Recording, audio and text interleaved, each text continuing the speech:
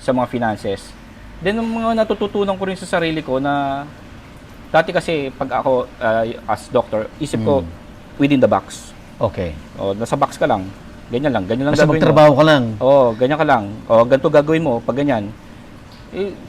Dito sa farming, natutunan ko kung paano ka mag-isip out of the box. Kunwari, dumating kami sa punto na ang gaganda ng tanim namin. Oh. Pero, mababa yung sales. Paano mo gagawin yun? Kasi, hindi lang naman ang business, hindi lang naman yan sa makapag-produce ka ng magandang halaman, yan na. Yes. So, kailangan may iba ka rin gagawin. Kailangan mo i-market, kailangan mo gawa ng paraan. So, yun. Meron naman na ang pangit ng namin pero binibili. So, may iisip ka talaga ng paraan na paano mo siya mabibenta. Naawa ng Diyos naman na nabenta namin. So, yung sinasabi mo, yung Yun yung profession mo, pagiging doctor, all you have to do, basta gawin mo yung trabaho mo ng maayos, and then wala ka ng problema. Di ba? Dito, hindi. Dito parang Madami kang kailangan isipin. yes. Parang mas mahirap ang medicine. Mas mahirap 'yon, sigurado. Mas mahirap. Mas mahirap. Ano 'yun? Tsaka buhay ng tao ang pinag-uusapan eh. Oo. Dito mamatayan ka ng halaman, wala naman. Okay lang. Okay lang eh. Pero mamatayan ka ng pasyente, siyempre konsensya, minsan aawayin ka. Yun. Pero in terms of yung sa technical, yun, marami akong natututunan sa pagkakamali.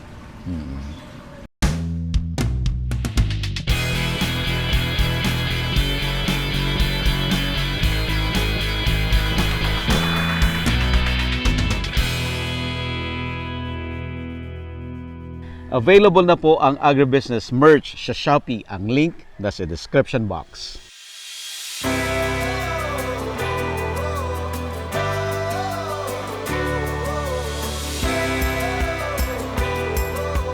We are a few weeks away sa ating agribusiness How It Works Grand Meet and Greet at ang highlight ng ating event ay ang business-to-business matching.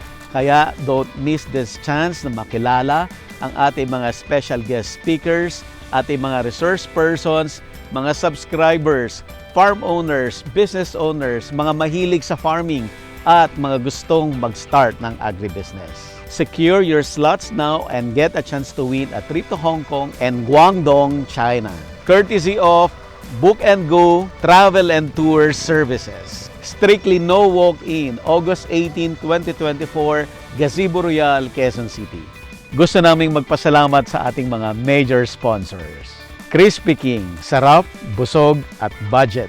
Amo, ako'y magsasakang organiko, itaas ang ani, ibaba ang gastos. Agridome, empowering you with digital agriculture. Tuburan Coffee, handpicked and roasted with love.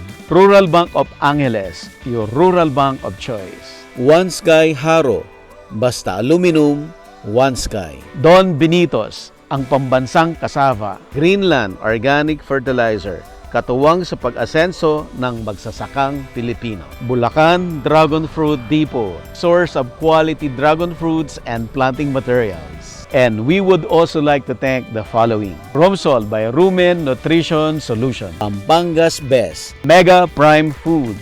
Godel by JCG Marketing Group. Sandoval Best Farm Fruits. Razons by Glenn. Don Ricardo's Lechon. Agrimac Philippines. Allied Botanical Corporation. Tate Aqua Feeds.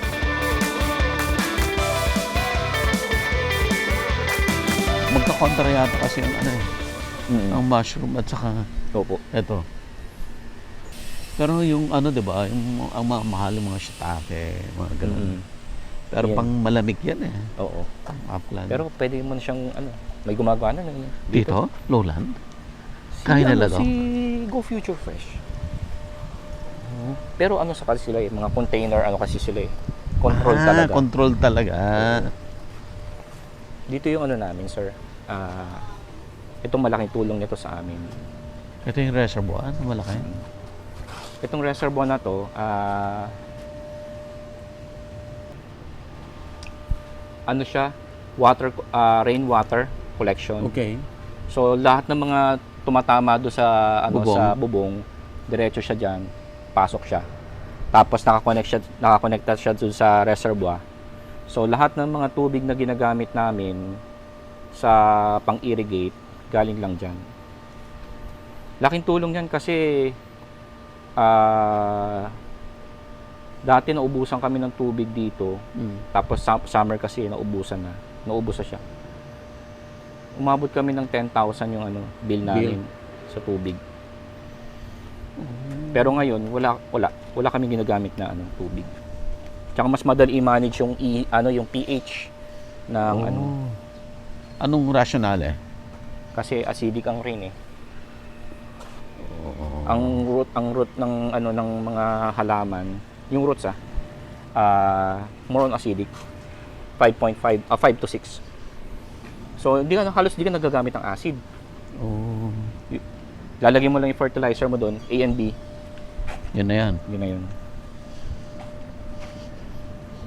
Ito, ano ulit? Arugula. So, itong area na po kasi nito, wala masyadong kaya meron kaming grow lights. Kulang sa sunlight to. Kulang sa sunlight. Kaya may grow light siya. Yan yung next na namin na kasi nabili namin to mga 1 year ago na kay Tark. Effective? Yes. It can shorten the interval ng sowing tsaka ng harvest. Or Ilang days? siguro makakat niya ng 25%. Malaki yan. Kung halimbawa 4 weeks yung growing mo, 3 weeks lang harvest na. So yun, advantage siya yun. Pwede mo nang baguhin yung yung schedule mo ng pagtatanim. Imbis na every 4 weeks kang mag-harvest, every 3 weeks na lang. Or pwede mong i-maintain yung 4 weeks yung harvest mo, pero expect mo yung i-harvest mo mabigat. Kung per weight kang magbenta, dati nung do sa lettuce sinubukan namin yan. 1 kilo, 3 piraso eh. Pag may grow light, 3 piraso. Pero kapag walang ilaw, 10 piraso, mga ganun siya ka Yun nga lang, syempre, added ko siya sa electricity, then napakamahal niya. Napakamahal ng ilaw, kaya hindi namin mabubuo eh. Hindi namin mabubuo kasi ang mahal. Pero yan, 55,000 each. Para sa ganitong kalaki lang. Actually, hindi niya buong scoop yan. Square meter to? Ito ay nasa lang to. 30, 40, 50. Hindi, nasa to? 90. 90 na to? Yes, 92.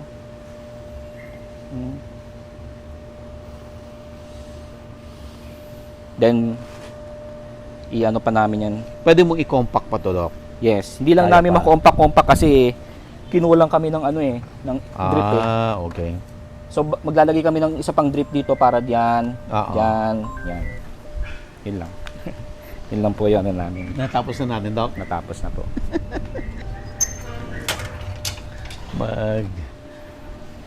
Mag-recap lang tayo, Doc. Tapos okay na rin tayo.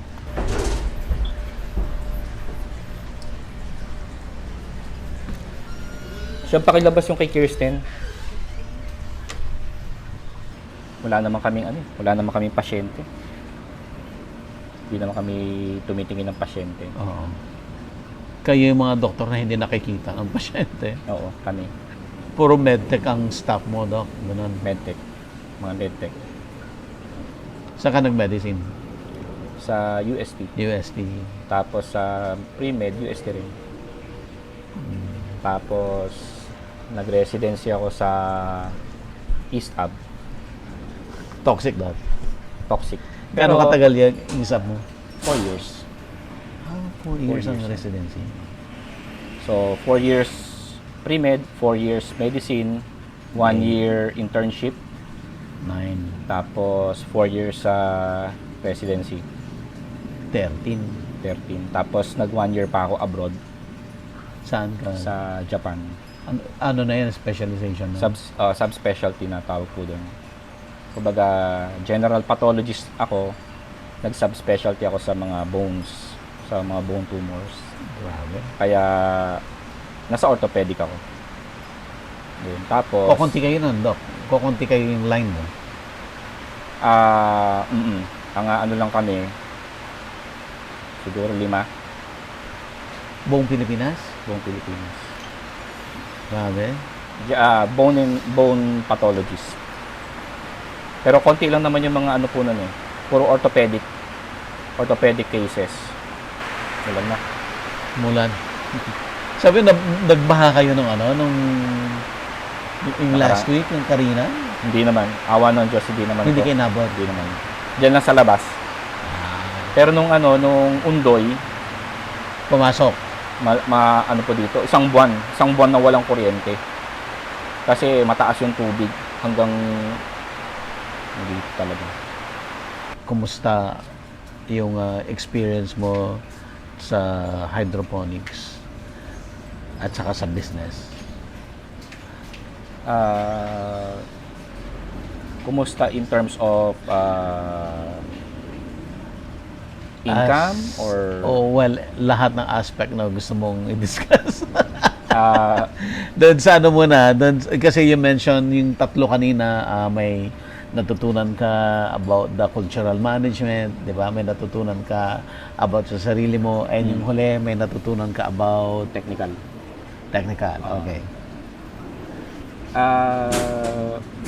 Palagay ko overall fulfilling yung experience ko. Wala naman siguro nanonood ng mga doktor, no? Meron ba? Honestly talaga, mas gusto ko ang buhay dito. Talaga? Yes.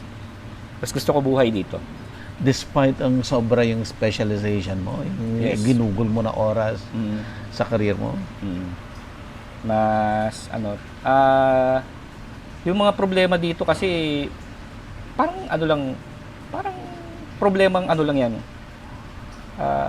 Parang kahit malaki, kahit masakit sa bulsa, pero parang hindi siya ganoon kabigat ba?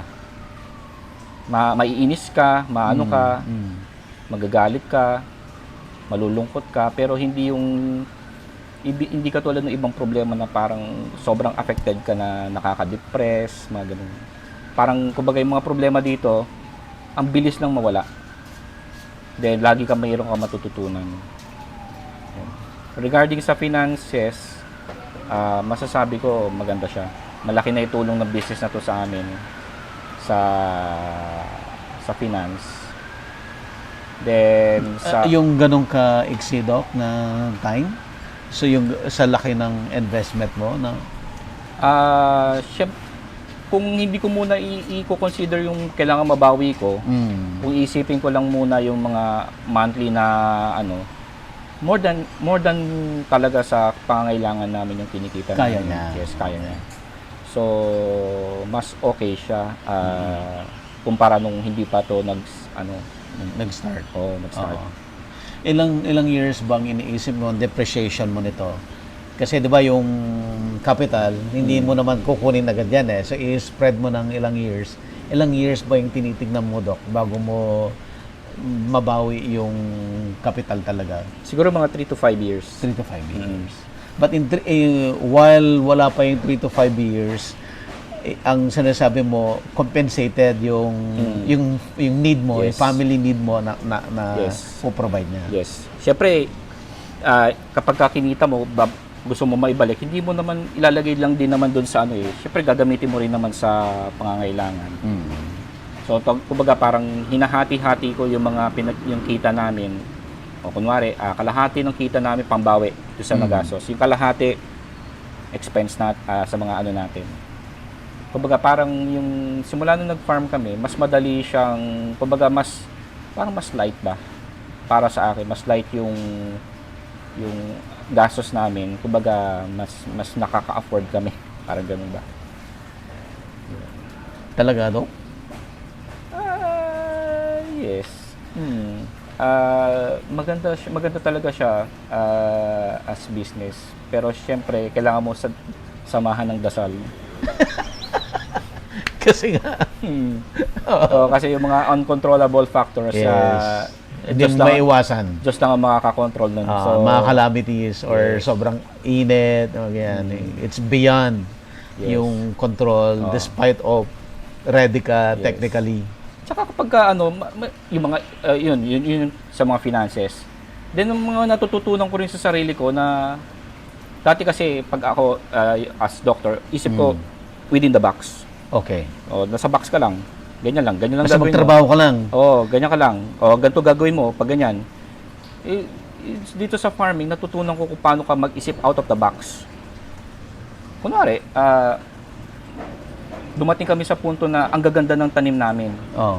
Pero, mababa yung sales. Paano mo gagawin yun? Kasi, hindi lang naman ang business, hindi lang naman yan sa makapag-produce ka ng magandang halaman, yan na. Yes. So, kailangan may iba ka rin gagawin. Kailangan mo i-market, kailangan mo gawa ng paraan. So, yun. Meron naman na ang pangit ng namin, pero binibili. So, may iisip ka talaga ng paraan na paano mo siya mabibenta. Naawa ng Diyos naman na nabenta namin. So, yung sinasabi mo, yung Yun yung profession mo, pagiging doctor, all you have to do, basta gawin mo yung trabaho mo ng maayos, and then, wala ka ng problema. Di ba? Dito, hindi.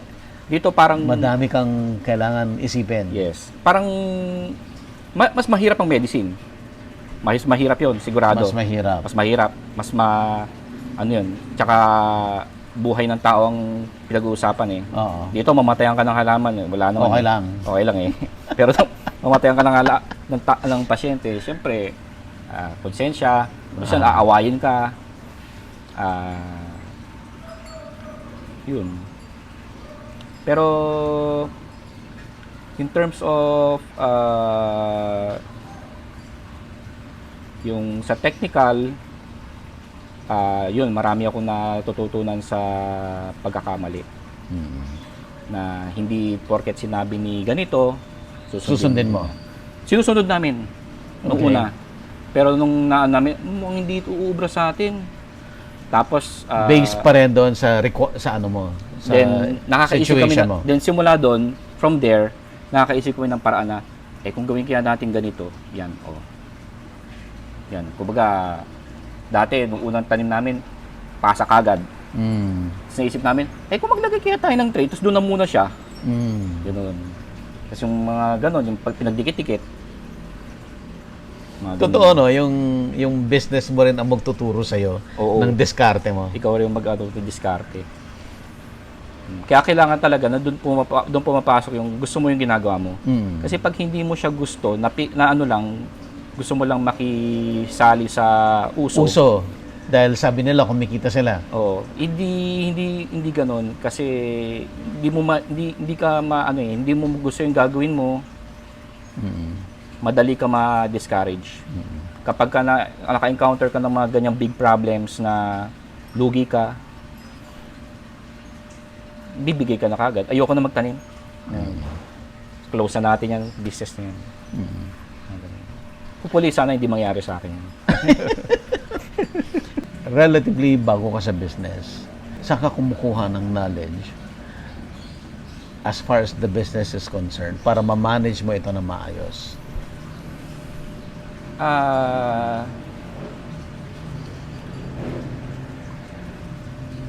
Sa mga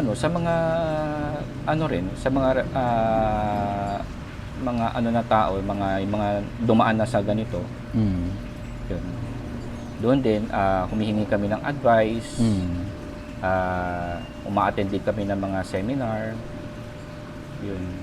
Gusto nga rin namin pumunta ng abroad para matutunan namin yung benchmark. Alam namin kasi na what is nasa Pilipinas is talagang left behind na tayo. Yeah. Hindi katulad ng sa ibang bansa. Kaya yun ang plan din namin na makaano kami ng ibang bansa. Matuto rin kami. Yun. So never ending na learning talaga siya. Natutuwa naman ako.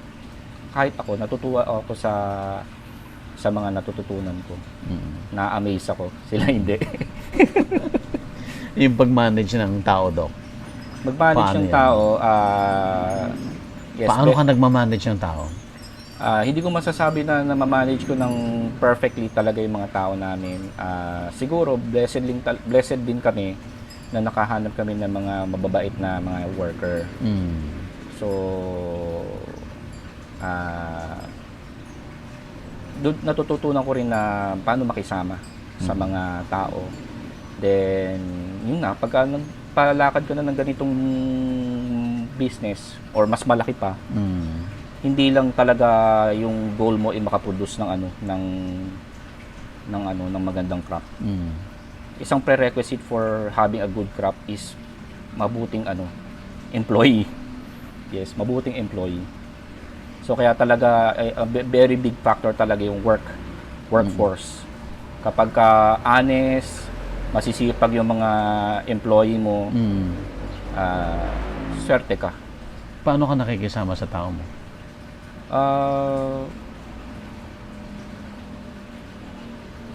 Siguro ang ano ko sa kanila naging mas sensitive ako sa kumpara dati. Mas sensitive ako sa mga needs ng tao.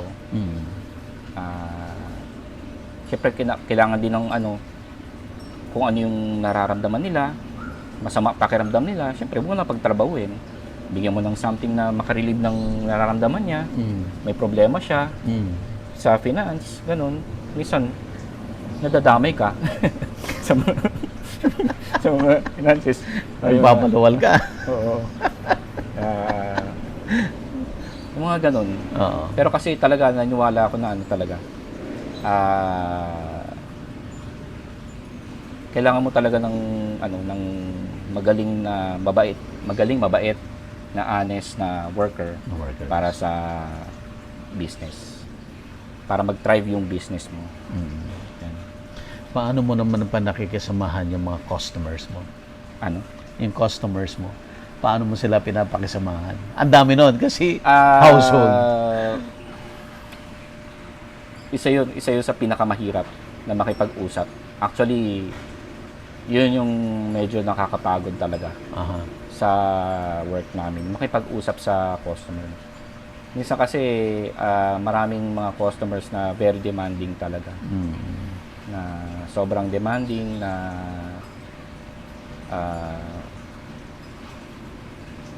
sabihin sa'yo, pa-order nga ng ganitong lettuce, deliver mo na ngayon.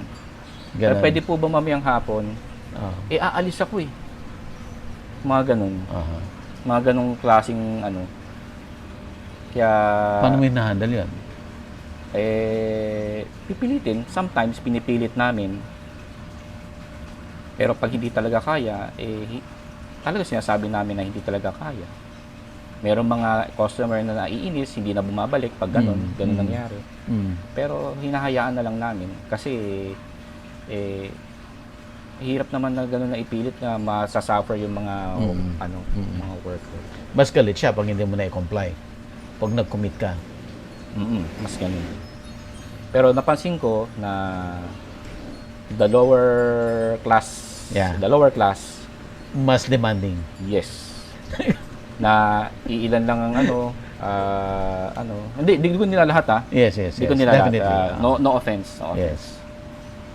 Meron din naman mga mababait na pero ganun yung mga experience po namin. Until now, Doc, ikaw mismo ang kausap nila or may staff ka? Yung mga Most clients. of the time ako. Ikaw pa rin? Yes. Kahit nga sa trabaho. Yes. Oo. Wow. Kasi, anong advantage nun na ikaw pa rin until now? alam ko yung yung pumapasok na order, nakokontrol ko. Kasi kahit na wala ako dito sa farm, so yung dadaan? o The dadaan orders. sa akin. Bago ako pumasok sa work, titingnan ko muna siya, ikot muna ako. At least meron akong picture kung gaano sila karami. Tapos kapag ko siya, i-collate ko siya gaano ba karami yung mga nag-order sa akin. So yun. So kahit papaano, stop na muna tayo ng ganito kasi parang ang dami na parang ganun. Okay, tatawagan ko sila, ilan na lang yung natitirang ganyan. Konti na lang, edi stop na. Tsaka, ang isa pang advantage na ako ang nakikipag-usap, kumbaga, mas nabibigyan ng attention yung customer. Yeah. Kumbaga, Gusto ng customer din kasi yan eh. yes. Yung gusto immediate decision from Yes. the owner, Yes. makuha niya. Gusto nila, parang kumbaga, sila, naghahanap ng pansin ba? Mga ganun. Pag hindi mo pinansin, kanina pa ako nag-message. 1 hour lang naman. Wala naman sumasagot sa inyo. Mga ganun. Meron mga ganun Kasi talaga. sa trabaho ako. Hindi ko lang masabi na, ay, tika, nandito po ako sa hospital. Okay. Pero yung mga matatagal naming customer, alam na nila na, hindi nila alam na doktor ako, pero alam na nila na yung mga tumatagal sa amin na customer, alam nila, pag nag-place na sila ng order, hindi na nila namin sila kinakausap, basta place ng order, deliver na.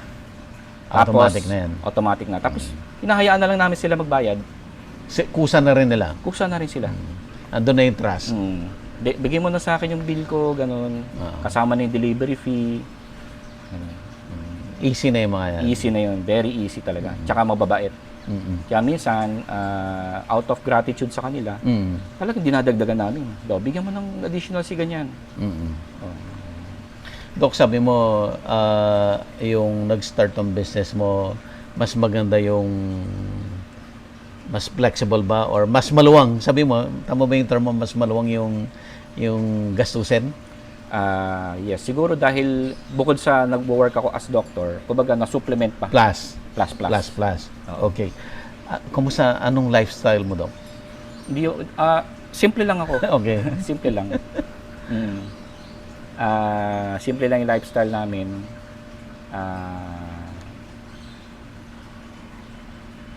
Yung meron akong 2 anak na nag-aaral sa private school. Yun lang. So, malaking bagay yon na pag simpleng buhay, mas lalaki ang negosyo?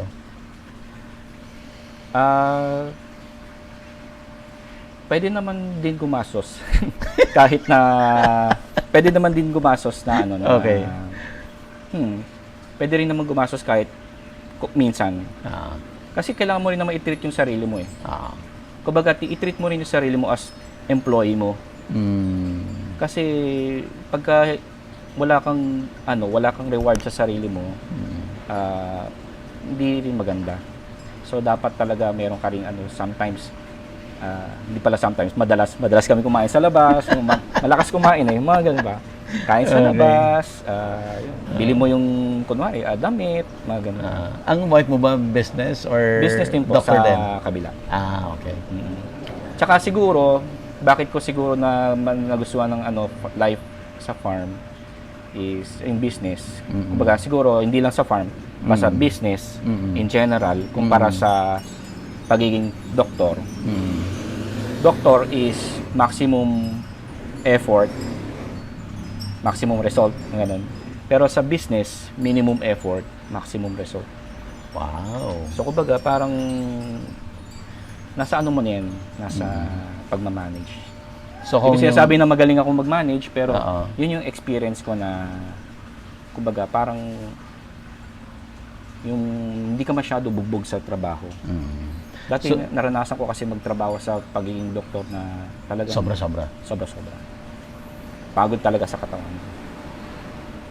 So, sinasabi mo, Doc, ito kung minimum lang yung yung output mo, yung work mo, kung ginawa, minaksimum mo yun, sobrang dami mong pwedeng kitain. Kumbaga, yung mga employee mo, kaya nga importante talaga employee na mabait, masisipag. Kasi sila na yung gumagawa eh. Sila gumagawa. Kahit naman wala ako dito eh, makapag-operate pa rin naman to eh. Kahit sila nagde-decide sometimes ng mga ibang mga dito, sila nagde-decide na. Hindi na pwede i-harvest yan. Tanggalin na yan. Doc, may message ka ba sa audience natin? Marami silang natutunan, definitely. Ito yung masasabi ko na isang urban farm na totoong productive, totoong kumikita, no, Doc? Hindi lang Hindi lang dahil gusto mo lang. Mm. Hindi lang dahil maganda lang sa tingin ng iba. Mm. It's really kabuhayan na kumikita. Mm. Siguro ang take home message ko is the most important talaga sa kung ano man yung ginagawa is yung passion. Kung kahit ano man, businessman yan or employee ka, kapag gusto mo yung ginagawa mo, okay ka na. Maswerte ka na. Kasi kahit na hindi siya rewarding masyado sa financial, basta hanapin nyo po yung makakapag-ano talaga sa inyo na makapag-fulfill ng happiness nyo. Yun yung hanapin nyo. Hindi lang basta kumikita ka. Pero syempre importante kumikita. Pero enough na kita, pwede na. Yun ang pinaka-important na natutunan ko na kailangan talaga is hanapin mo yung gusto mo. Kasi kahit na siguro mapagod ako dito, pagod physically lang. Physical lang. Pero masaya naman yung isip ko. Ayan, si Doc Abe ang magaling na doktor, magaling na negosyante, magaling na farmer. Sir, thank you so much. Maraming salamat po. Maraming salamat. Available na po ang Agribusiness merch sa Shopee. Ang link nasa description box. Agribusiness, how it works. Instruct, inspire, succeed.